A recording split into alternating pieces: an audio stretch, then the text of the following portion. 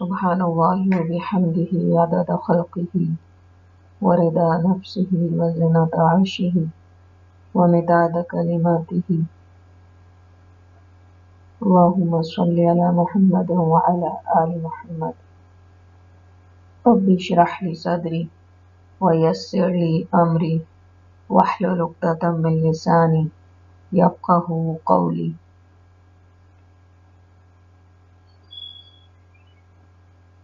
الحمدللہ آج توحید اسماء و صفات کے سلسلے میں ہماری چوتھی کلاس ہے اور انشاءاللہ تعالی آج ہم اللہ کے ناموں کو سمجھنے کا آغاز کریں گے۔ اللہ سبحانہ تعالیٰ نے قرآن میں فرمایا وَلِلَّهِ الْأَسْمَاءُ الْحُسْنَى فَادْعُوهُ بِهَا، یہی وجہ بنی، یہی آیت وہ وجہ ہے کہ جس کے لیے ہر مسلمان یہ کوشش کرتا ہے کہ اللہ سبحانہ تعالیٰ کے ان خوبصورت ناموں کو جانے اور پھر اپنی دعاؤں میں ان کو شامل کرے، یعنی اللہ کو اللہ ہی کے ناموں کا وسیلہ دے کے اس سے اپنی حاجتیں پوری کروائے۔ ان ناموں کے بارے میں اللہ سبحانہ تعالیٰ نے خود قرآن میں فرمایا وَذَرُوا الَّذِينَ يُلْحِدُونَ فِي أَسْمَائِهِ سَيُجْزَوْنَ مَا كَانُوا يَعْمَلُونَ، اور ایسے لوگوں سے تعلق بھی نہ رکھو جو ان ناموں میں الحاد کرتے ہیں، ان کو ان کے اس عمل کی سزا ضرور ملے گی۔ تو اسماء الحسنہ اور صفات اللہ سبحانہ تعالیٰ یہ بھی عبادت کا ایک عمل ہے، ان کو جاننا اور ان کے بارے میں آگاہی رکھنا اور پھر اس کے مطابق اپنی زندگی کو گزارنا، اور اس عبادت میں جس نے بھی جو کمی کی اس کو بھی اللہ سبحانہ تعالیٰ نے عذاب کی خوشخبری سنائی۔ اور جب ہم اللہ کے نام اور صفات کی بات کرتے ہیں تو اپنے ذہن میں اس بات کو رکھ کر کہ لیس کمثلہ شیء، نہ تو اس کا نام کسی اور کے جیسا ہے اور نہ ہی اس کی صفات کسی اور کے جیسی ہیں، بے شک الفاظ میں مماثلت پائی جاتی ہو۔ اللہ کے نام اور صفت کو ہم پہچاننے کا ایک طریقہ تو یہ بھی کر سکتے ہیں کہ جہاں پہ بھی اللہ ذو ذا یا ذی ذل جلال والاکرام ذو الرحمہ، اس سے ہمیں پتہ چل جاتا ہے کہ وہ اللہ کی صفت ہے۔ اور جب الف لام لگا ہو یا اردو میں استعمال کیا جائے یا انتا یا کا کے الفاظ آئیں تو وہ یوزلی اللہ کا نام ہوتا ہے، جس طرح اللہم انت السلام و منک السلام، اللہم انت السلام، تو سلام ہے یعنی تیرا نام سلام ہے، و منک السلام، اور تجھ سے ہی سلامتی ملتی ہے، یعنی یہ تیری صفت ہے کہ تو سلامتی دیتا ہے لوگوں کو۔ تو یہ ایک چھوٹی سی بات تھی، میں نے کہا اگر کبھی انسان کوئی دعا پڑھ رہا ہو یا قرآن کی کوئی آیت دیکھے تو اس کو یہ جاننے کے لیے کہ یہ اللہ کی صفت ہے یا اللہ کا نام ہے تو شاید یہ کچھ باتیں اس کے کام آ سکیں، حالانکہ ہمیشہ ایسا ہی نہیں ہوگا۔ ذو اور ذا تو ہمیشہ، ذو ذا ذی تو ہمیشہ صفت کے لیے آئیں گے، لیکن کبھی کبھی اللہ کی صفات کے ساتھ جو ہے وہ لازمی نہیں کہ ذو ذا یا ذی ہی لگا ہوا ہو، تو اس کو پھر ہم اس آیت کے روشنی میں دیکھیں گے کہ وہ اللہ کی صفت ہے یا اللہ سبحانہ تعالیٰ کا نام ہے۔ ویسے تو انشاءاللہ یہ جو ہم کلاس کر رہے ہیں اس کے بعد ہمیں ان چیزوں سے آگاہی ہو جائے گی کہ کون سی اللہ کی صفات ہیں اور کون سے اللہ کے نام ہیں۔ ہم دیکھتے ہیں کہ آج دنیا کی تمام تکالیف کا ایک ہی سبب ہے، اور وہ سبب ہے اللہ تعالیٰ کی ذات سے متعارف نہ ہونا، اس کی اہلیتوں اللہ کی صفات کا معلوم نہ ہونا، اور اس کو اپنا رب نہ ماننا اور اس بات کا ادراک نہ ہونا، یہ تمام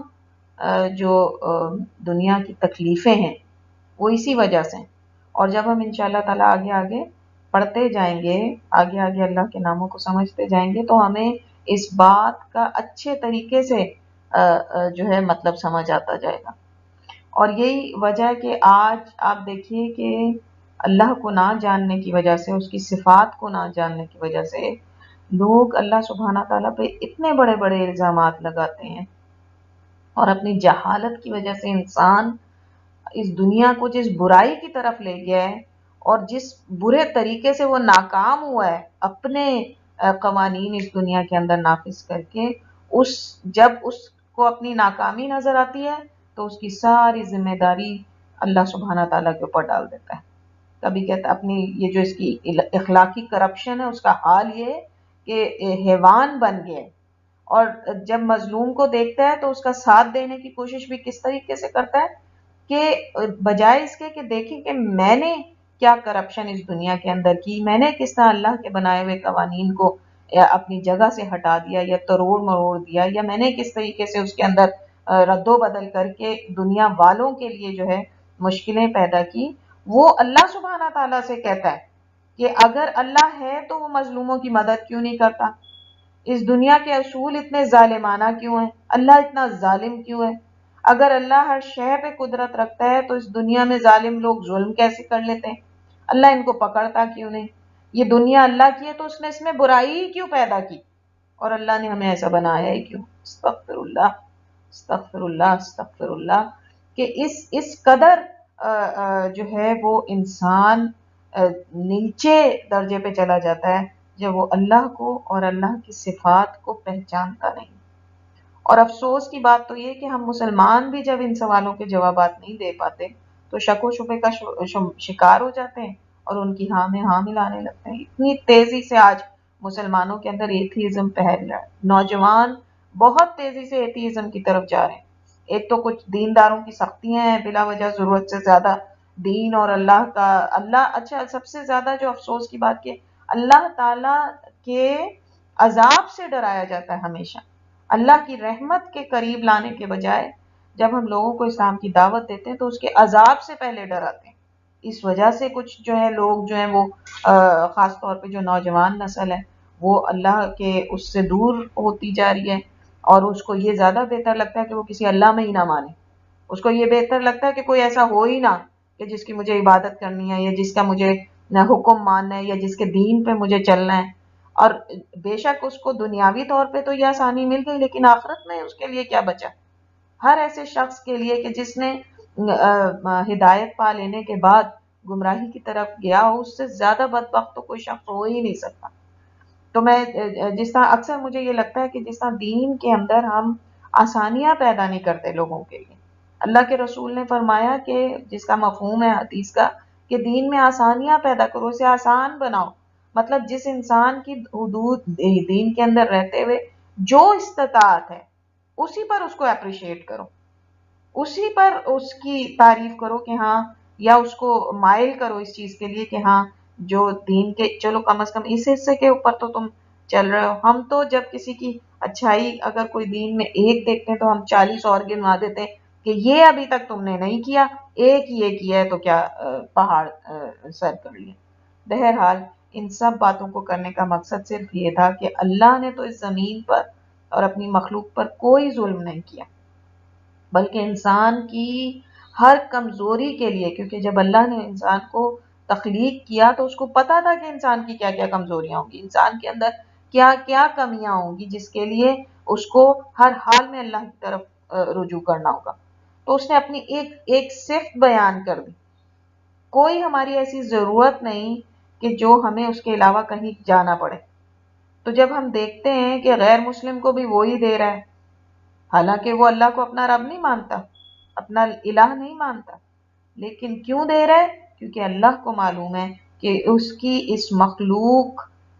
کو اسی کی محتاجی ہے، اس کے علاوہ اسے کوئی دے نہیں سکتا، بے شک وہ اللہ کو مانے نہ مانے۔ اور جیسا کہ اللہ سبحانہ تعالیٰ فرماتے ہیں کہ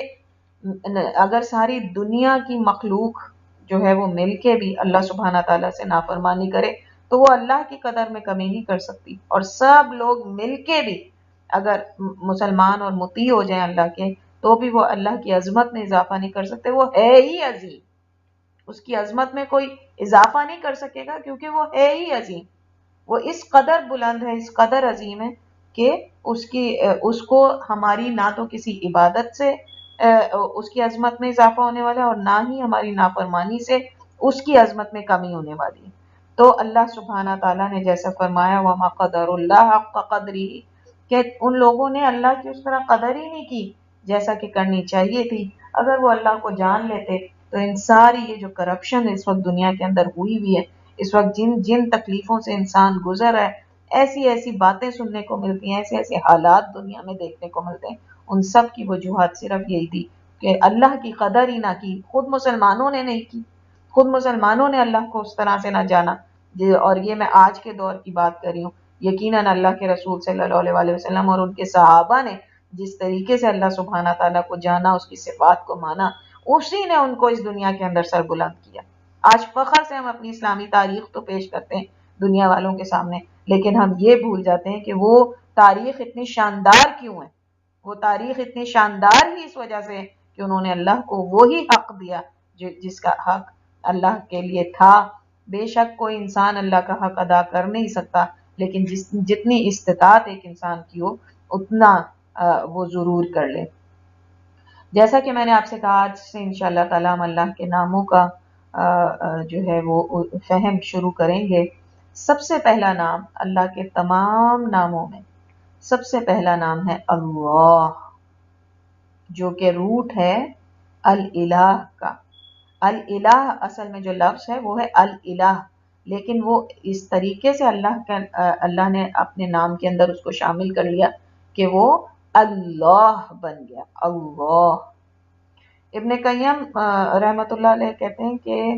سورہ فاتحہ جو کہ قرآن کا آغاز ہے، اور وہ اللہ کے تمام ناموں میں سے 3 کا خصوصی احاطہ کرتی ہے: اللہ، الرب، الرحمن، اور اسی میں الرحیم کو شامل کر لیں تو یوں بھی کہا جا سکتا ہے کہ باقی نام انہی ناموں میں موجود ہیں. یعنی یہ جو 3 نام ہیں، انہی ناموں کے اندر اللہ کے باقی جو خوبصورت نام ہیں وہ بھی شامل ہیں. اچھا، سورہ فاتحہ کو میں وہ کہتے ہیں کہ جس طرح اللہ جو ہے سب سے پہلے کس طرح شروع ہوتی ہے؟ الحمدللہ، للہ، اللہ. اللہ صفات الوہیت، رب العالمین، الحمدللہ رب العالمین، جو تمام عالموں کا رب ہے. تو رب کیا ہوا؟ صفات ربوبیت. اور رحمان اور رحیم جو ہے وہ صفات احسان، اللہ کی نیکی، اللہ کی اچھائیاں، اللہ کی لطف عنایت کرم، ان کے اوپر دلالت کرتا ہے. الرحمن الرحیم یہ دلالت کرتا ہے اللہ کی جو اپنے بندوں کے لیے احسانات ہیں، جو ان کے لیے وہ اچھائیاں اور جو ان کے لیے وہ نیکیاں کے اسباب پیدا کرتا ہے، اور جو اس کی لطف و عنایت ہے ان کے اوپر. تو اسی وجہ سے اس کو ام القرآن بھی کہا جاتا ہے. اس سورہ کو ام القرآن بھی کہا جاتا ہے اسی وجہ سے کہ اس کے اندر اللہ سبحانہ تعالیٰ کی الوہیت، ربوبیت اور رحمت کے جو الفاظ ہیں، یعنی یہ ایاک نعبد، ہم تیری ہی عبادت کرتے ہیں، تو یہ کس بات پہ دلالت کرتی ہے؟ الوہیت کے اوپر ایمان پہ دلالت کرتی. پھر ایاک نستعین، عبودیت کے اوپر ایمان پر دلالت کرتی ہے. اور پھر اللہ کی رحمت کی صفت کو جانتے ہوئے اور اس پر ایمان رکھتے ہوئے ہم اللہ سے کہتے ہیں اہدنا الصراط المستقیم. تو اس لحاظ سے ہم دیکھیں تو یہ اسی لیے یہ ام القرآن ہے کہ اس کے اندر اللہ سبحانہ تعالیٰ کے تمام ناموں کا خلاصہ ان 3 ناموں کے اندر ہمیں مل جاتا ہے. اور ان میں بھی اگر دیکھیں تو اللہ جو ہے وہ باقی ان 2 ناموں کو بھی اپنے اندر شامل کر لیتا ہے. اسی طرح ہم یہ بات بھی جانتے ہیں کہ آیت الکرسی جو ہے وہ قرآن کی سب سے عظیم آیت ہے. اور کیوں ہے؟ کیونکہ اس کے اندر اللہ سبحانہ تعالیٰ کا تعارف ہے. تو آج ہم انشاءاللہ پڑھنے جا رہے ہیں اللہ کا سب سے پہلا نام اللہ الالہ. اللہ یا الالہ. سب سے پہلے ہم جو ہیں وہ قواعد کے مطابق دیکھیں گے کہ یہ نام ان قواعد پہ پورا اترتا ہے یا نہیں. سب سے پہلا قاعدہ ہم نے پڑھا تھا، اللہ کے تمام نام حسنی اور اچھے اور پیارے ہیں. جیسے ہی یہ لفظ اللہ ہم سنتے ہیں، کانوں کو ایک خاص قسم کا فیلنگ ہوتی ہے، دل کو ایک خاص قسم کی فیلنگ ہوتی ہے کہ یہ نام کس قدر خوبصورت نام ہے، کتنا الگ نام ہے، کس قدر یونیک نام ہے. اور کسی کا نام، نہ کسی معبود کا آج تک یہ نام رکھا گیا، نہ کسی مخلوق کا آج تک یہ نام رکھا گیا. تو ہم نے دیکھا کہ جو پہلا قاعدہ اللہ کے نام کے بارے میں کہ انتہائی خوبصورت اور بہت ہی پیارا نام اللہ. یہ لفظ اللہ بے انتہا خوبصورت اور بے انتہا پیارا نام ہے. پھر ہم دیکھتے ہیں کہ اللہ کا نام جو ہے یہ علم ہے، یہ اللہ کا ذاتی نام ہے، اللہ سبحانہ تعالیٰ کا یہ ذاتی نام ہے۔ جس طرح ہم کہتے ہیں نا عائشہ رضی اللہ، تو یہ نام تو ان کا حمیرہ بھی تھا، صدیقہ بھی تھا، لیکن ہم کہتے ہیں کہ ان کا نام جو ذاتی نام تھا وہ عائشہ تھا۔ تو اللہ جو ہے وہ اسماء الحسنہ میں پہلا نام ہے، اور تمام جو صفات اور نام ہیں وہ اسی نام پہ دلالت کرتے ہیں۔ یعنی جب ہم کہتے ہیں نا کہ تمام خوبصورت نام کس کے ہیں، تو ہم کہتے ہیں اللہ کے ہیں، یہ نہیں کہتے العزیز کے ہیں یا الرحمن کے ہیں یا الرحیم کے ہیں، بلکہ ہم کیا کہتے ہیں؟ العزیز، الرحمن، الرحیم، المتکبر، الرؤوف، الودود، یہ سب کس کے نام ہیں؟ اللہ کے ہیں۔ تو اللہ سب سے پہلا نام بھی ہے اسماء الحسنہ میں، اور اس کے ساتھ ساتھ یہ وہ نام ہے جو اللہ کا صفاتی نام ہے۔ بذات خود اللہ نے اپنے آپ کو جس نام سے متعارف کروایا ہے وہ ہے اللہ۔ پھر ہم دیکھتے ہیں کہ جو نام بھی ہم اللہ کے جانتے ہیں وہ سب دراصل اللہ کی صفات ہی کو بیان کرتے ہیں۔ یعنی جو بھی جتنی بھی آگے صفات اور اللہ کے نام ہم پڑھنے جا رہے ہیں وہ سب کے سب اللہ کی وہ سب کے سب اللہ کے نام میں شامل ہیں، وہ تمام اللہ کے، یعنی اس لفظ اللہ کے اندر شامل ہیں۔ یعنی اس نام کی یہ امتیازی خصوصیت ہے کہ اس نام کے اندر ہر دوسرا، ہر جو اللہ کی صفت اور خصوصیت ہے اور جو نام ہے وہ شامل ہے۔ خود اس نام کی یہ خصوصیت ہے کہ یہ نام صرف کے ساتھ، الف لام کے ساتھ پکارا جاتا ہے۔ یعنی باقی ناموں کے اندر جب ہم پکارتے ہیں اللہ کو، رحمان کہیں، سمیع کہیں، بصیر کہیں، تو ہم کیا کہتے ہیں؟ یا رحمان، یا سمیع، یا بصیر۔ لیکن جب اللہ بلانا ہوتا ہے تو ہم اس کے اندر ال لگا کے اس کو یا اللہ کہتے ہیں، یا اللہ، اور ال سے اس نام کی، اس اسم کی اہمیت اور اس کا ممتاز ہونا اور اس کا بلند ہونا ثابت ہوتا ہے، جس کو ہم انگلش میں دا کہتے ہیں۔ دا، جب ہم کہتے ہیں نا دا ورڈ، تو ایک وہ خاص ورڈ ہے۔ تو اسی طریقے سے جب ال ہے تو الہ، ایک خاص اور واحد الہ، ایسا الہ جس کے علاوہ کوئی الہ ہے ہی نہیں۔ تو یہ جو ال ہے وہ بھی اللہ کے نام کی ایک امتیازی خصوصیت ہے، اللہ کے اس نام کی، الہ نام کی، کیونکہ ال اس کا حصہ ہی بن گیا ہے، تو اس لیے وہ اللہ ہو گیا ہے۔ اللہ ہی کے خود کے ناموں کے ساتھ باقیوں کے ساتھ ال ہٹ جاتا ہے جب ہم یا لگا دیتے ہیں، اے لگا دیتے ہیں جب ہم اس کو پکارتے ہیں۔ تو پھر اس کے ساتھ ساتھ یہ جو نام ہے اس کے اندر ہم دیکھتے ہیں کہ اللہ نے اپنے بندوں پر کتنا رحم کیا ہے کہ جن کو وہ تمام دعائیں سکھائیں، کہ جن میں وہی نام زیادہ تر استعمال ہوئے جو یعنی انسان کو اپنی حاجت کے وقت اگر اسے یاد نہ رہے کہ میں کیا اس وقت جو ہے میری جو یہ حاجت ہے، یہ جو ضرورت ہے، اس میں کیا نام اللہ کا لوں، ہو سکتا ہے کہ یاد نہ رہے۔ فار ایگزامپل میرے امتحان ہو رہے ہیں، مجھے پاس ہونے کے لیے اللہ سے دعا مانگنی ہے، تو میں کیا کہوں؟ یا قدیر مجھے سارا سلیبس جو ہے وہ کور کروا دے۔ یعنی ظاہر ہے اتنا بڑا سلیبس ہے، انسانی عقل کے لیے پورے ایک ایک لفظ کو پڑھنا، اس کو یاد کر لینا وہ ممکن نہیں، لیکن اگر اسے یہ یقین ہوگا کہ اللہ کا نام قدیر ہے اور اللہ کی قدرت یہ ہے کہ وہ ہر چیز کے اوپر قادر ہے، تو وہ کہے گا کہ یا اللہ، یا قدیر مجھے سارا سلیبس کور کروا دے، یا علیم تمام مشکل فارمولے مجھے سمجھا دے، کہ مجھے سارے سمجھ آ جائیں یہ تمام مشکل فارمولے، اگر اس کو پتا ہوگا کہ وہ علیم ہے نا۔ تو اس سے یہ، لیکن اگر وہ صرف کہہ دے ربی زدنی علما، ایک انسان جانتا ہے کہ وہ قدیر بھی ہے، اس کا رب علیم بھی ہے، لیکن وہ کہہ دے کہ ربی زدنی علما، تو یہ جو اللہ نے دعا سکھائی ربی،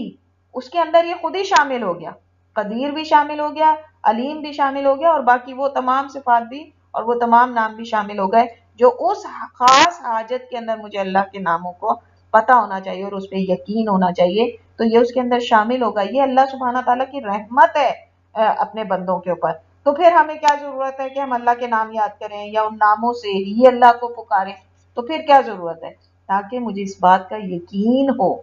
کہ قدیر اللہ ہی ہے، علیم اللہ ہی ہے، اور اس ایمان کے ساتھ میرے عمل میں خود بخود ہی وہ تقاضے جو اللہ مجھ سے چاہتا ہے وہ پورے ہوں گے. یعنی میں محنت کروں گی، میں چیٹنگ نہیں کروں گی، کیونکہ مجھے پتا ہے کہ اللہ قدیر ہے. اگر وہ مجھے وہ سارا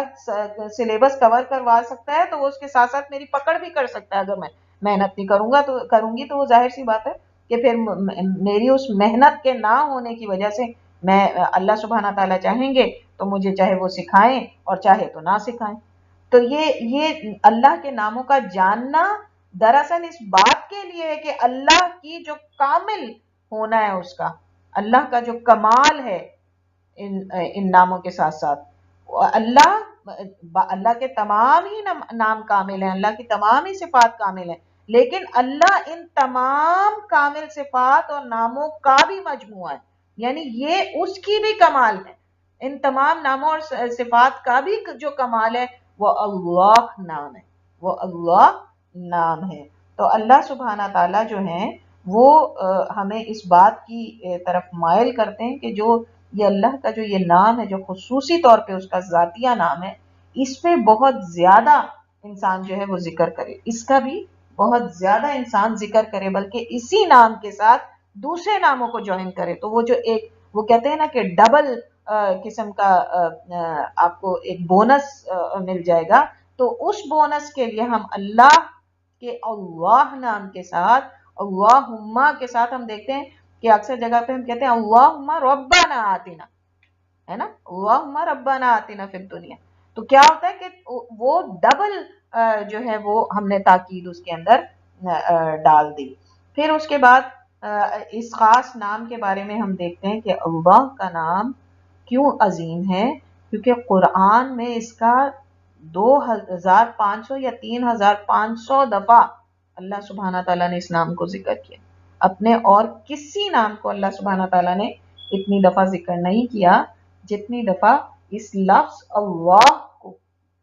اس نام اللہ کو، اس اسم اللہ کو اللہ سبحانہ تعالیٰ نے قرآن کے اندر ذکر کیا. یہ سب سے پہلا نام ہے جو اللہ نے متعارف کروایا، بسم اللہ، اللہ کے نام سے. بسم اللہ. جب بھی ہم کوئی کام شروع کرتے ہیں، کوئی کام کرنے والے ہوتے ہیں یا کسی کام کے سوچنے کے بارے میں، کوئی کرنے کے بارے میں سوچتے ہیں، تو ہم کس سے آغاز کرتے ہیں؟ اللہ کے کس نام سے؟ اللہ سے، بسم اللہ. پھر جو الحمدللہ، اللہ اکبر، سبحان اللہ، یہ تمام وہ نام ہیں کہ جو یہ تمام وہ تسبیحات ہیں جو بنیادی حیثیت رکھتی ہیں. ہم سب جانتے ہیں سبحان اللہ والحمدللہ ولا الہ الا اللہ واللہ اکبر. آپ دیکھ رہے ہیں کہ اللہ اللہ اللہ اللہ. تو یہ بنیادی جو تسبیحات ہیں کسی بھی انسان کے لیے، مسلمان کے لیے، ان کے اندر بھی ہم دیکھتے ہیں کہ اللہ سبحانہ تعالیٰ نے اگر کہا الحمدللہ، یا جب ہم کہتے ہیں کہ یہ کام ہو جائے گا تو ہم نہیں کہتے انشاء الرحمن، ہم کیا کہتے ہیں؟ انشاءاللہ. تو یہ اس نام کی خصوصیت یہ ہے کہ یہ وہ نام ہے کہ جو خصوصی طور پہ ہر چیز کے اندر برکت ڈال دے گا. ہر چیز کا جو اساس ہے وہ یہ نام ہے. اور قرآن کے اندر اللہ نے جو اپنا سب سے آخری نام یعنی رکھا، وہ بھی سورۃ الناس میں الہ الناس. الہ الناس، اللہ، جیسا میں نے آپ کو بتایا اللہ دراصل مجموعہ ہے الالہ کا، تو اس میں بھی اللہ سبحانہ تعالیٰ نے جو آخری نام رکھا وہ ہے الہ الناس. پرانی کتابوں میں بھی، یعنی انجیل وغیرہ، اس کے اندر بھی جب ہم دیکھتے ہیں تو الوہ اور الوہم جیسے الفاظ ہمیں ملتے ہیں جو اس بات کے اوپر دلالت کرتے ہیں کہ پرانے صحیفوں اور لوگوں میں بھی اللہ کا یہ نام اللہ کی ذات کے لیے ہمیشہ سے جانا اور مانا جاتا تھا. یعنی اللہ، وہ بے شک اس کو گاڈ کہیں یا جس طرح اور کوئی نام دیتے ہوں، لیکن جو اس کی ذات کے لیے لفظ تھا وہ اللہ ہی تھا. اور زبان کے فرق کی وجہ سے پھر بھی ہم دیکھتے ہیں کہ اس کے اندر وہی میننگز پائے جاتے ہیں. تو قریش بھی اللہ سبحانہ تعالیٰ کو مانتے تھے اور کہتے تھے کہ تمام خداؤں کا خدا اللہ ہی ہے. یعنی ان کے نزدیک جو باقی خدا انہوں نے بنا رکھے تھے، جو بت انہوں نے بنا رکھے تھے، وہ سب بے شک خدا تھے، لیکن کوئی کسی چیز کا خدا تھا، کوئی کسی چیز کا خدا تھا، لیکن ان سب کا بھی خدا ان کے نزدیک اللہ ہی تھا. اور ہم کیا دیکھتے ہیں کہ اس کی مثال وہ والا جو جب فیل کا ہاتھیوں والا واقعہ پیش آیا تھا تو ہم نے کیا دیکھا تھا کہ کیا پڑھا تھا کہ نبی اکرم صلی اللہ علیہ وآلہ وسلم کے دادا نے کہا کہ میں تو حفاظت نہیں کر سکتا اس شہر کی، جس کا یہ شہر ہے وہی اس کی حفاظت کر سکتا ہے۔ تو کس کی طرف انہوں نے اشارہ تھا ان کا؟ اللہ سبحانہ تعالیٰ کی طرف۔ اور اللہ سبحانہ تعالیٰ کو یہ جانتے تھے قریش، مانتے تھے، اور اللہ تعالیٰ قرآن میں کہتے ہیں نا کہ اگر تم ان سے پوچھو کہ کس نے تمہیں پیدا کیا تو وہ کہیں گے کہ اللہ نے، یعنی اللہ سبحانہ تعالیٰ کو وہ اچھے طریقے سے جانتے تھے، اور یہی وجہ تھی کہ انہوں نے کبھی بھی اللہ کا بت نہیں بنایا تھا، اللہ کا بت نہیں بنایا تھا، اس کی فیمیل اللہ بنا دی تھی، لیکن اللہ کا بت انہوں نے کبھی نہیں بنایا تھا۔ تو اللہ جو ہے وہ ایک جانا مانا جو ہے وہ ذات ہے، پچھلوں میں بھی اور آج بھی اور ہمیشہ رہے گی۔ تو یہ ایک فطری طور پہ جو شخصیت ہے اللہ سبحانہ تعالیٰ کی، اس کو ہر انسان جانتا ہے، بے شک وہ اس کے علاوہ بت بناتا ہو، لیکن وہ جانتا ہے کہ اللہ ایک ہے بذات خود۔ اب اور جو اللہ کے نام کو جان لیتے ہیں تو وہ اللہ کو اللہ ہی کے نام سے پھر پہچانتے ہیں۔ اللہ کے نام کے بارے میں یعنی اس کے معنی کے بارے میں بہت سارے اقوال ہیں کہ یہ لفظ اللہ کے نام کے معنی کیا ہے۔ جس طرح ہم باقی ناموں کے معنی السمیع ہے تو فوراً سمجھ میں آ گیا سننے والا، البصیر ہے تو فوراً سمجھ میں آ گیا کہ دیکھنے والا، لیکن اللہ کے نام کے معنی کے بارے میں بہت سے اقوال ہیں۔ کسی نے تو کہا کہ یہ ایسا عظیم الشان نام ہے جس کا کوئی مطلب ہے ہی نہیں، لیکن ظاہر ہے کہ یہ بات کچھ صحیح نہیں لگتی، کیونکہ دوسرے اقوال میں جو ہے وہ بہت اچھی طریقے سے اس بات کو بیان کیا گیا، اور تقریباً 6 کے قریب دوسری بات ہمیں ملتے ہیں، دوسرے معنی جو ہیں ہمیں ملتے ہیں، اور ان کا اگر ہم خلاصہ کریں تو ایک تو یہ ہے کہ لفظ اللہ جس سے مراد ہے کسی سے پناہ طلب کرنا، اللہ یعنی اللہ جس سے پناہ طلب کی جائے، تو ہم کہتے ہیں نا اللہم انی اعوذ بک، تو ہم پناہ طلب کرتے ہیں اللہ سبحانہ تعالیٰ سے۔ پھر جو دلوں میں اطمینان دینے والا ہے یا جس سے مدد مانگی جائے، اللہ میں یہ تمام معنی آ گئے۔ دوسرا قول ملتا ہے کہ اللہ کا نام دراصل ایک فعل سے لیا گیا ہے، یعنی سب سے بلند ہونے والا، تو مطلب یہ کہ وہ سب سے زیادہ عظمت اور بلندی کے مقام پر ہے۔ وہ بھی ہمیں جس طرح پتہ چلتا ہے اللہ اکبر اللہ کے نام سے، اور اللہ کا ایک نام ہے الاعلی، ہم پڑھتے ہیں سبحان ربی الاعلی، تو اس سے بھی اس معنی کی تصدیق ہوتی ہے۔ تیسرا قول ملتا ہے کہ ایک ایسی ہستی جس کو کوئی دل اور دماغ پا نہیں سکتا، یعنی جتنا وہ اللہ کے بارے میں سوچیں گے اور غور کریں گے اتنے ہی حیران ہوتے جائیں گے، اسی قدر جو ہے اللہ کی قدرت دیکھ کر اور اللہ سبحانہ تعالیٰ کی یعنی نشانیاں کو پا کر اس کی محبت میں دل جو ہے وہ اس بات کی طرف راغب ہوتا جائے گا کہ وہ اسی کی عبادت کرے۔ یہ بھی اللہ کے معنی میں سے ایک قول جو ہے یہ بھی ملتا ہے۔ پھر اس کے علاوہ جو جس کو سب سے زیادہ صحیح قول کہا گیا علماء کے نزدیک وہ یہ کہ یہ علیہ یا الہ سے لیا گیا ہے، جس کا مطلب ہے کہ وہ جس کی عبادت کی جائے اور جس کے علاوہ کوئی عبادت کے لائق نہیں۔ تو علماء کے نزدیک یہ سب سے بہترین معنی ہے، جبکہ دوسرے معنی بھی اس میں شامل ہو جاتے ہیں اور صحیح ہیں۔ ہم دیکھتے ہیں کہ اللہ بذکر اللہ تطمئن القلوب، اللہ کے سوا واقعی اور کسی کے ذکر سے دلوں کو وہ اطمینان نہیں ملتا، ہم اللہ ہی کی طرف مڑتے ہیں جب ہمیں مدد چاہیے ہوتی ہے۔ اسی طریقے سے اللہ ہی کی محبت، اس کے آثار اور اس کی دنیا میں پھیلی ہوئی نشانیوں کو دیکھ کر انسان کے دل میں اس کی محبت بہت بڑھ جاتی ہے اور وہ چاہتا ہے کہ اللہ ہی کی عبادت کرے، تو وہ معنی بھی دراصل اسی ایک معنی کے اندر شامل ہو جاتے ہیں۔ تو جو سب سے اوتھینٹک ہم کہیں گے، جو سب سے قریب ترین معنی ہیں اللہ کے، وہ یہی ہے کہ علیہ یا لہو، وہ جو بلند ہوا، جو سب سے بلند ہے، جو سب سے عظیم ہے کہ جس کی عبادت کی جائے اور اس کے علاوہ کسی کی عبادت نہ کی جائے۔ تو اس ڈیفینیشن سے بھی ہمیں یہ بات معلوم ہوتا ہے کہ تمام اسماء الحسنہ میں یہ اول کیوں ہے، وَلِلَّهِ الْأَسْمَاءُ الْحُسْنَى، اس سے بھی ہمیں پتا چلا کہ اللہ نے اللہ کے لیے اسماء حسنہ بتائیں. اللہ نے بتایا کہ اللہ جو بذات خود اللہ کا نام ہے اس کے لیے اسماء الحسنہ ہے. تو یہ بھی کہا جا سکتا ہے کہ اللہ جو ہے وہ اسماء الحسنہ اس کے لیے ہے، اللہ کی ذات کے لیے اسماء الحسنہ ہے. اور یہ جو اللہ کی ذات کا اپنا نام ہے، اس کا تعارف ہے اللہ، وہ خود اسماء الحسنہ کے اندر بھی شامل کیا جا سکتا ہے. اور ہم جانتے ہیں کہ تمام اسماء جو ہم پڑھنے جا رہے ہیں اس میں الوہیت کی صفات ملیں گی ہمیں، سب سے زیادہ الوہیت کی صفات ہمیں ملیں گی جو تمام اسماء ہم پڑھیں گے. اور اللہ کی صفات میں بھی جو ہم دیکھیں گے سب سے زیادہ الوہیت اور ربوبیت ہی کا جو ہے وہ عنصر نظر آئے گا. اس نام میں باقی ناموں کا شامل ہونا ہم ایسے بھی سمجھ سکتے ہیں کہ جو عبادت کے لائق ہے، چونکہ ہم نے جو ڈیفینیشن سب سے اوتھینٹک کہی اس کے مطابق وہ جس کی عبادت کی جائے اور سوائے اس کے اور کوئی عبادت کے لائق نہیں.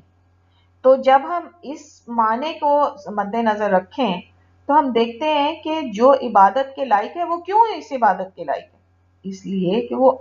رب ہوگا، وہ سمیع ہوگا، وہ بصیر ہوگا، وہ الودود ہوگا، وہ القدیر ہوگا، الجبار ہوگا، العظیم ہوگا، الغفور ہوگا، جب ہی تو اس کی عبادت کی جا رہی ہے. اگر وہ الخالق المالک الرحیم الرحمن نہیں ہے تو پھر اس کی عبادت کیوں کی جائے؟ پھر کوئی کیوں اس کی عبادت کرے؟ یہی تو وجہ ہے کہ جب ہم دوسروں کے خداؤں کو دیکھتے ہیں تو ہمیں کسی میں بھی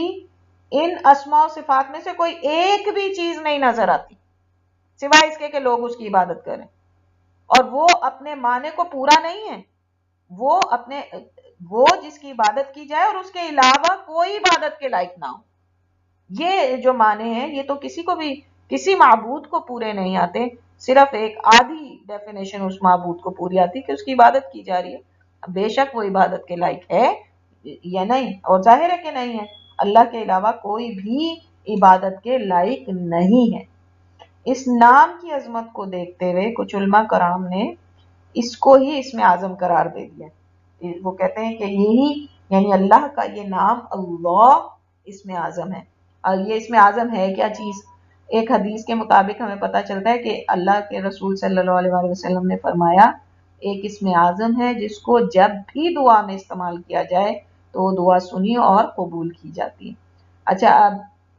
یہ بھی اللہ کے رسول صلی اللہ علیہ وسلم کی کس قدر عظیم تعلیم دینے کا طریقہ تھا. انہوں نے وہ نام نہیں بتایا تاکہ مسلمان کوشش کریں اس تک پہنچنے کی، اور وہ ایسا مشکل نہیں ہوگا کہ اس تک نہ پہنچ سکیں، کیونکہ ظاہر ہے جب تدبر کریں گے، غور کریں گے، اللہ کے رسول صلی اللہ علیہ وسلم کی دعاؤں اور ان کے طریقے پہ غور کریں گے تو ان کو وہ نام کے قریب پہنچ ہی جائیں گے. اسی لیے آپ صلی اللہ علیہ وسلم نے خود اس کو چھپایا، خود اس کو خود سے نہیں بیان کر دیا. تو اسکالرز نے البتہ جو ہے وہ اجتہاد کیا. تو جب انہوں نے غور کیا اور بہت زیادہ اس چیز کو دیکھا تو انہوں نے دیکھا کہ الحی القیوم ذو الجلال والاکرام یہ کچھ وہ تھے نام جو اللہ کے رسول صلی اللہ علیہ وسلم نے بہت عظیم موقعوں کے اوپر اور بہت دعاؤں کے ساتھ ان ناموں کو استعمال کیا. تو اس بات کی جو ہے وہ لوگوں کے اندر، علماء کرام کے اندر یہ بات قریب ترین ان کے قیاس کے ہے کہ شاید یہ دو نام بھی اسم اعظم ہیں، لیکن موسٹلی کے قریب اللہ ہی وہ اسم اعظم ہے. اور اس کی تائید اس بات سے بھی اگین ہوتی ہے کہ جو سب سے زیادہ ذکر کیے جانے والی تسبیحات ہیں ان میں اللہ کا نام ہے. سبحان اللہ والحمد للہ ولا الہ الا اللہ واللہ اکبر، یہ سب سے لا الہ الا اللہ وحدہ لا شریک لہ، یعنی اشہد ان لا الہ الا اللہ. سب سے زیادہ جو ذکر اذکار کی ہمیں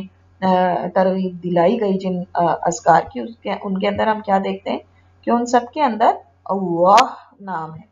نہ کہ دوسرے کوئی اور نام. تو اسم اعظم پھر ہم کہہ سکتے ہیں کہ اسم اعظم دراصل اللہ نام ہی ہے.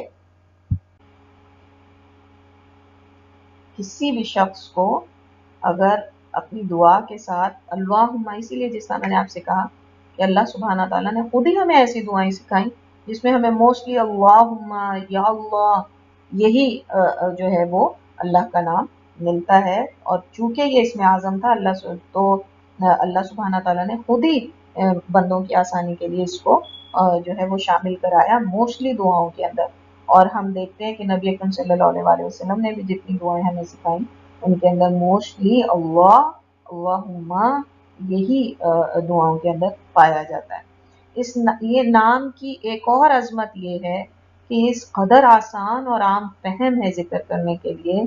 کہ کوئی بھی لہجے والا ہو یا کسی بھی زبان سے اس کا تعلق ہو، اسے ادا کرنا انتہائی آسان ہے. آپ دیکھیں کہ صرف زبان کو ہلا کے ہلکی سی ہوا کے ساتھ جب ہم اس کو کرتے ہیں تو ہونٹوں کو ہلائے بغیر بھی اس نام کو لیا جا سکتا ہے. کہ اگر انسان کے ہونٹ بند ہوں اور وہ کہے اللہ تو بھی وہ اس کو بول سکتا ہے اللہ اللہ. اور اسی لیے کہا جاتا ہے کہ اگر کوئی مجبور ہو اور مجبور کر دیا جائے کہ وہ اللہ کا نام نہیں لے سکتا تو بھی دنیا کی کوئی طاقت اس انسان کو اللہ کا ذکر کرنے سے نہیں روک سکتی، کیونکہ ہونٹوں کو ہلائے بغیر انسان نے جو ہے اللہ کا نام لینا اس کے لیے آسان کر دیا گیا. تو یہ بھی معجزہ ہے اس نام کا،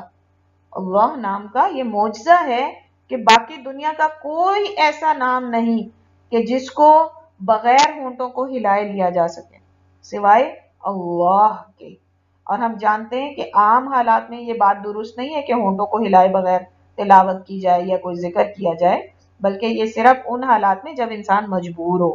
ورنہ اس کو ہمیشہ چاہیے کہ تلاوت اور ذکر اور جو بھی تسبیحات ہیں اس میں ہونٹ ہلائے جائیں تاکہ فرشتے جو ہیں وہ لکھیں یا جو بھی اللہ سبحانہ تعالیٰ جانتے ہیں کہ اس کی کیا وجوہات ہیں. لیکن ہمیں یہ تاکید کی گئی ہے کہ ہونٹوں کو ہلا کے اس لفظ کو ادا کیا جائے اور ان اذکار کو کیا جائے. یعنی دل کے اندر نہیں کر سکتے ہم، ہونٹ بند کر کے نہ تو نماز پڑھ سکتے ہیں نہ تلاوت کر سکتے ہیں اور نہ ہی یعنی صرف نظروں کا اس کے اوپر جو ہے چلانا وہ درست نہیں ہے.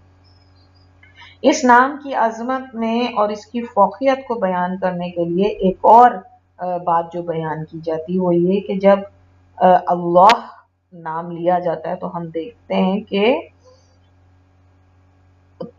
تفخیم پیدا کی جاتی ہے، آواز کو موٹا کر دیا جاتا ہے. یعنی جب زبر اور پیش آتی ہے اللہ کے نام سے پہلے واللہ تو اللہ تو ہم اس کو موٹا کر کے پڑھتے ہیں. لیکن جب زبر زیر آ جائے تو تب ہم صرف اس کو ہلکا پڑھتے ہیں وَلِلَّهِ الْأَسْمَاءُ الْحُسْنَى. تو اس وقت ہم اس کو ہلکا پڑھتے ہیں. دوسری صورت میں ہم ہمیشہ اس نام کو تفخیم کے ساتھ پڑھیں گے یعنی موٹا کر کے. تو جب ہم کسی نام کے ساتھ جو ہیں وہ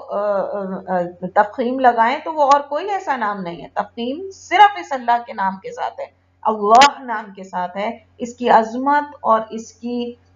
فوقیت دوسرے ناموں کے اوپر بیان کرنے کے لیے. اور اسی طریقے سے صرف اللہ نام ہے جس میں اللہم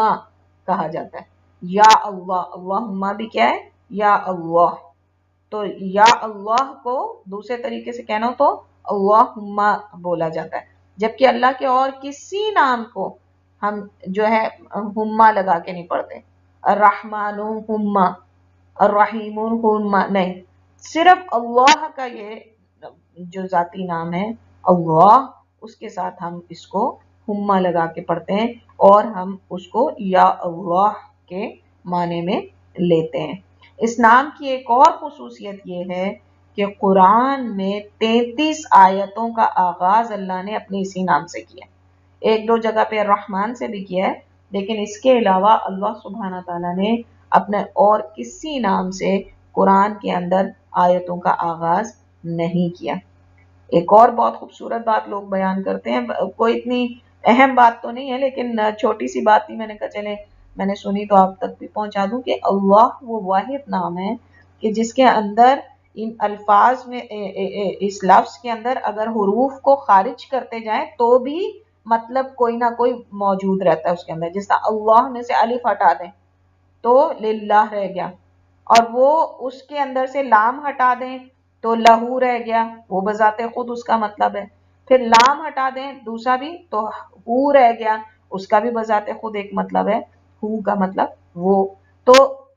یہ نام کے اندر جو پائے جانے والے حروف ہیں ان میں بھی کوئی بے معنی نہیں ہے. یہ بھی ایک بات میں نے پڑھی تو مجھے اچھی لگی, میں نے کہا آپ لوگوں سے شیئر کروں. اور بہت ہی بڑی جو ایک خوبصورت بات جو اس نام کے بارے میں, اس کی طاقت کے بارے میں ابن قیم کہتے ہیں, وہ کہتے ہیں کہ اللہ کی تمام خوبصورتی اور طاقت اور قدرت اس نام کے اندر موجود ہے. یعنی اللہ نام کے اندر اللہ سبحانہ تعالیٰ کی تمام خوبصورتی, تمام طاقت, قدرت, ہر صفت اس کے اندر موجود ہے. تھوڑا بھی لیا جائے تو زیادہ کا باعث ہے. اگر کوئی خوف زدہ لے اس نام کو تو اسے امن ملے, پریشان لے تو اطمینان ملے, تنگ دست لے تو وہ سب ملے, غریب لے تو عمارت ملے, کمزور لے تو طاقت ملے, بزدل لے تو بہادری ملے. یہی نام ہے جس کو لینے سے مشکلیں حل ہوتی ہیں, رحمتیں ملتی ہیں, برکتیں نازل ہوتی ہیں, دعائیں قبول ہوتی ہیں, کمزوریاں دور ہوتی ہیں, برائیاں ختم ہوتی ہیں اور اچھائیاں پھیلتی ہیں. اور یہی وہ نام ہے جس پر آسمان اور زمین پیدا کیے گئے اور کتابیں نازل کی گئیں اور انبیاء اور رسل کو بھیجا گیا, اور اسی نام پر دین اور شریعت کو پیدا کیا. اور یہی نام ہے جو مسلمان اور غیر مسلم کو جدا کرتا ہے,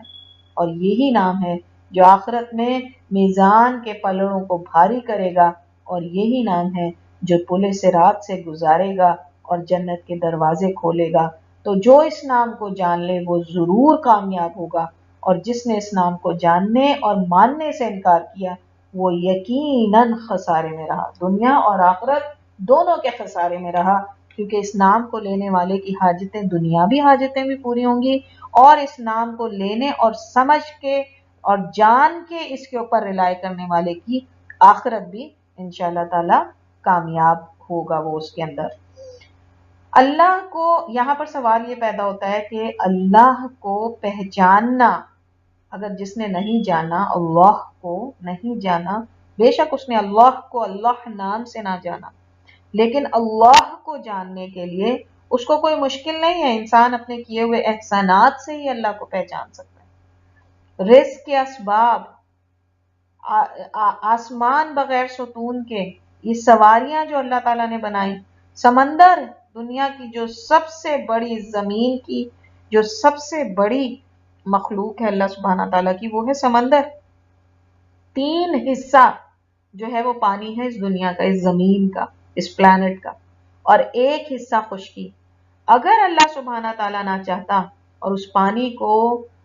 اپنی طاقت میں اور اپنے قابو میں نہ رکھتا تو وہ پانی تو پوری دنیا کی ہر چیز کو تہس نہس کر دیتا. اس زمین کے اس حصے کے اوپر جو خشکی کا حصہ ہے اس کے اوپر غالب آ جاتا ہے یہ پانی. آج بھی ہم دیکھتے ہیں کہ جب اللہ کے حکم سے زمین کے اندر زلزلہ پیدا ہوتا ہے اور سونامی آتا ہے تو وہ پانی کس طرح سے جا کے نیست و نابود کر دیتا ان بستیوں کو. اور کتنے بڑے بڑے ہم نے ملک ایسے دیکھے کہ, اور ابھی بھی بہت سارے ملکوں کے اندر ایسی طوفان آ رہے ہوتے ہیں, سمندری طوفان, کہ انسان حیران رہ جاتا ہے کہ اس قدر اپنے آپ کو ترقی یافتہ قومیں کہنے والوں کہ جتنے بھی اسباب ہیں وہ اللہ سبحانہ تعالیٰ کے اس ایک مخلوق کی طاقت کے آگے نہیں ٹھہر سکتے, جبکہ وہ مخلوق خود طاقت والی نہیں ہے, اس میں وہ طاقت اللہ کے اذن سے پیدا ہوتی ہے. لیکن وہی مخلوق جب اللہ سبحانہ تعالیٰ اس کے اپنے قابو میں اور اپنی قدرت میں کر کے اس کی جگہ پہ رکھتا ہے, تو کیا انسان کو عقل کے لیے اور اللہ سبحانہ تعالیٰ کو پہچاننے کے لیے, اس کی ذات کو پہچاننے کے لیے کیا یہی ایک نشانی کافی نہیں؟ پھر اللہ سبحانہ تعالیٰ کیا کہتے ہیں کہ اس کو پہچاننا چاہیے کن چیزوں سے؟ یہ جو کشتیاں سمندروں میں چلائیں, آسمانوں اور زمین کو مسخر کر دیا, ہماری تخلیق, ہماری رہائش کے لیے جگہیں, یہ سب اللہ کی پہچان کروا سکتی ہیں اگر دل ہدایت پہ مائل ہو. تو یہ اللہ سبحانہ تعالیٰ جو ہیں ان کو پہچاننا کوئی ایسا نہیں کہ کوئی انسان اگر چاہے تو اللہ کو پہچان نہیں سکتا, اور پھر جب وہ اللہ کو پہچان لے تو وہ حضرت ابراہیم جیسا ہو جاتا ہے کہ جب انہوں نے اللہ سبحانہ تعالیٰ کو پہچان لیا, ان کا توکل اللہ پہ, ان کا ڈرنا اللہ پہ, ان کا مانگنا اللہ پہ, ان کی محبت اللہ کے لیے, تو پھر کوئی بھی انسان جو ہے, اور پھر اللہ سبحانہ تعالیٰ نے ظاہر ہے کہ ان کو اپنا نام بھی سکھا دیا.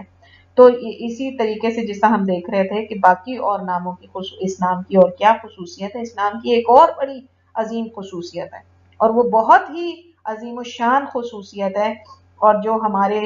لیے بہت اٹریکشن کا باعث بھی ہے کہ جو اس نام سے جڑ گیا وہ بھی عزت والا ہو جاتا ہے۔ اللہ سبحانہ تعالیٰ نے کہا اہل اللہ، تو سوری نبی اکرم صلی اللہ علیہ وآلہ وسلم نے فرمایا اہل اللہ، تو صحابہ نے پوچھا اہل اللہ کون ہے؟ تو آپ صلی اللہ علیہ وآلہ وسلم نے فرمایا اہل قرآن، اور اس میں ہر وہ شخص شامل ہو گیا جس نے قرآن کو یاد کیا، جس نے قرآن کی تحفیظ کی، جس نے قرآن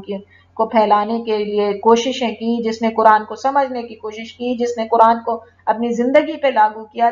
جس کی آنکھوں کا اور دل کا اطمینان قرآن پڑھنے اور قرآن سمجھنے کے اندر ہو۔ تو ہر وہ شخص جو قرآن سے ایسی محبت رکھتا ہو وہ اہل اللہ ہے، اور کتنا بلند ہو گیا اس انسان کا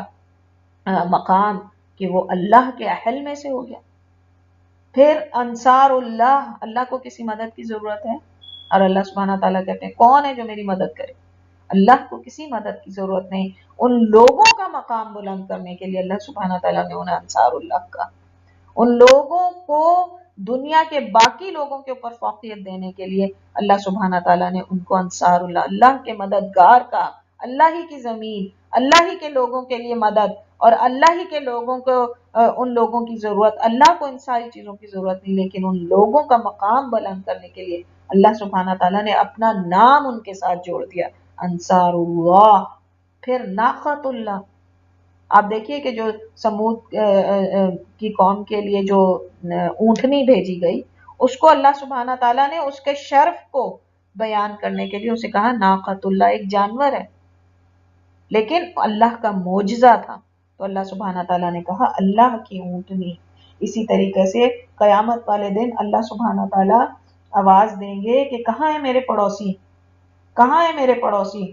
تو فرشتے کہیں گے کہ اے اللہ، اے رب، تیرے لائق کہاں کسی کی ذات کے جو تیرا پڑوسی بن سکے؟ تو اللہ سبحانہ تعالیٰ کہیں گے وہ جو مسجدوں کو آباد کرنے والے تھے، کہ جو مسجدوں کو آباد کیا کرتے تھے، اور کون ہے مسجدوں کو آباد کرنے والے؟ نمازی، جو اس کی پھر اس کا انتظام سنبھالنے والے، اور ظاہر ہے مسجدیں بنانے والے اور مسجدوں کی رونقیں بحال رکھنے والے، اذکار کے ذریعے، نمازوں کے ذریعے، وہاں پہ بیٹھ کے دین کی محفلیں کرنے کے ذریعے، تو ایسے لوگوں کو اللہ سبحانہ تعالیٰ اپنا پڑوسی فرمائیں گے کہ جس نے اس کے گھروں کو آباد کیا۔ تو انسان جو کرے صرف اللہ سبحانہ تعالیٰ کے لیے کرے، کیونکہ حدیث کے مطابق اللہ کے بہترین بندے وہ ہیں جن کو دیکھ کر اللہ یاد آ جائے۔ تو اللہ تعالیٰ ہمیں ان لوگوں میں سے کر دے کہ جو قیامت کے دن کامیاب ہونے والے ہوں، کیونکہ ایک اور جگہ جو ہمیں احادیث سے پتہ چلتا ہے کہ قیامت کے دن سب سے زیادہ بہترین وہ لوگ ہوں گے جو سب سے زیادہ اللہ کی تعریف کرتے ہیں۔ اور یہاں پہ مجھے وہی حدیث یاد آتی ہے کہ قیامت والے دن دو لوگوں کو کی نیکیوں کو جب پرکھا جائے گا تو ایک کو دوسرے سے ایک مقام بلند دیا جائے گا، اور وہ شخص کہے گا کہ یا رب اس کے مجھ سے بڑھ جانے کی کیا وجہ تھی؟ تو اللہ سبحانہ تعالیٰ اس کو بتائیں گے کہ اس نے سبحان اللہ، یہ صرف ایک یہ دو حروف پہ مبنی کلمہ تجھ سے ایک دفعہ زیادہ بولا تھا، اس نے ذکر میں یہ صرف ایک اس کلمے کی وجہ سے تجھ سے زیادہ بڑھ گیا۔ کہ جو کہا جاتا ہے کہ اس دنیا کے اندر جو شخص کسی سفر پہ جائے اور اس اپنی زبان پہ یا چل رہا ہو اور اپنی زبان پہ ذکر نہ کرے، قیامت والے دن یہ بات اس کے لیے حسرت کا سبب بن جائے گی کہ میں فارغ تھا اور میں اپنی زبان کو اللہ کے ذکر پہ لگا سکتا تھا اور میں نے نہیں لگایا۔ تو یہ اس قدر اللہ سبحانہ تعالیٰ کے اس نام کا ذکر، اللہ کا نام کا ذکر جو ہے وہ اس قدر قیامت والے دن لوگوں کو حسرت کا سبب ہوگا لوگوں کے لیے، کہ یہ اس قدر جو اللہ تعالیٰ نے آسانی کی تھی کہ صرف اس کا نام لے لینے سے نیکیوں کے اتنے درجے بڑھ جاتے تھے۔ اور جیسے ابھی ہم نے ابن قیم کی وہ بات سمجھنے کی کوشش کی کہ اس نام کا لینا اس دل میں اس ایمان کے ساتھ کہ یہ وہ نام میں لے رہا ہوں، یہ وہ نام میں لے رہی ہوں کہ جو نام میری ہر مشکل کا مشکل کشا ہے، یہ وہ نام ہے، یہ وہ ذات ہے کہ جس کے ہاتھ میں میری ہر قسم کی حاجت کی جو ہے وہ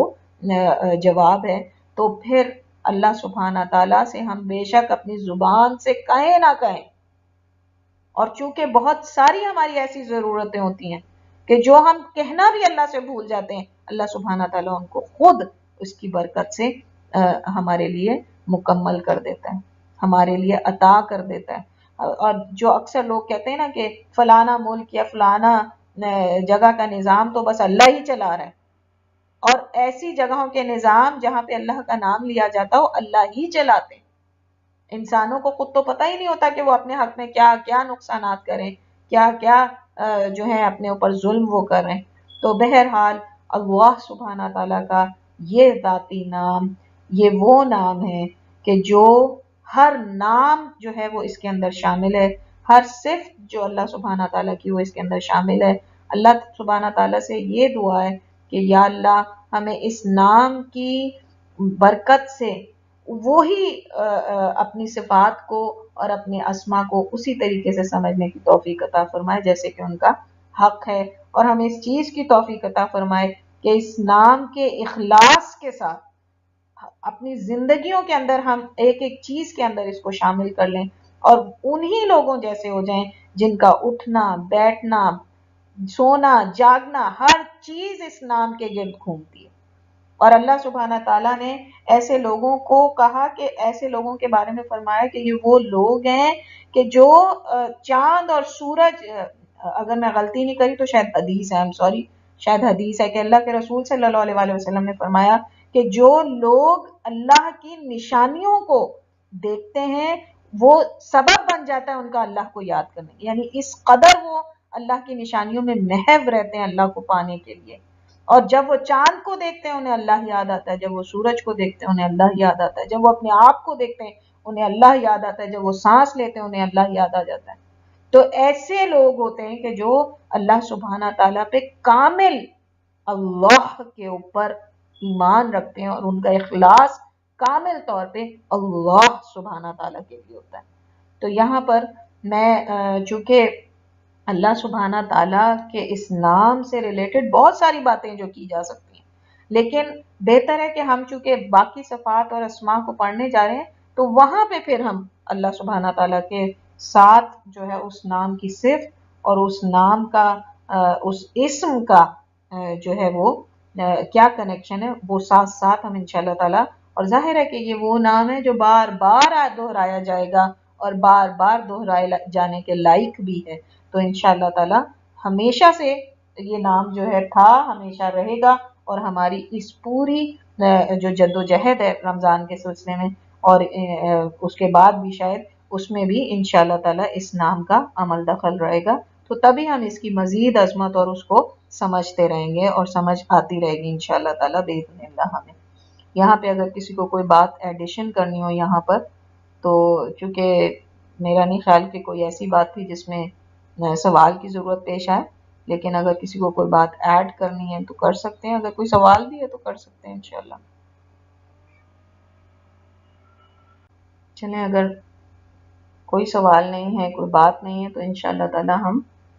نیکسٹ کلاس کے لیے ایک دوسرے سے اجازت چاہتے ہیں۔ اللہ تعالیٰ ہم سب کی اس کوشش کو قبول فرمائے۔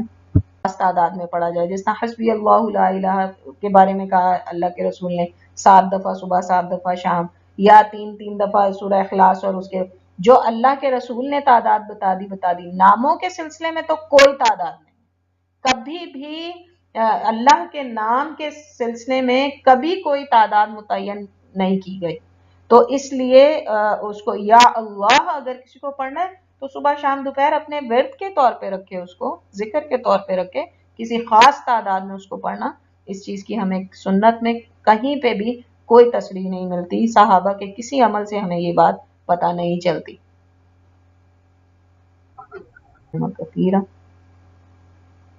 سبحانك اللهم وبحمدك أشهد أن لا إله إلا أنت أستغفرك وأتوب إليك ربنا تقبل منا إنك أنت السميع العليم وتب علينا إنك أنت التواب الرحيم وصلى الله تعالى على خير خلقه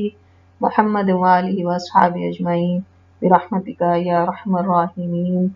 السلام علیکم ورحمۃ اللہ وبرکاتہ۔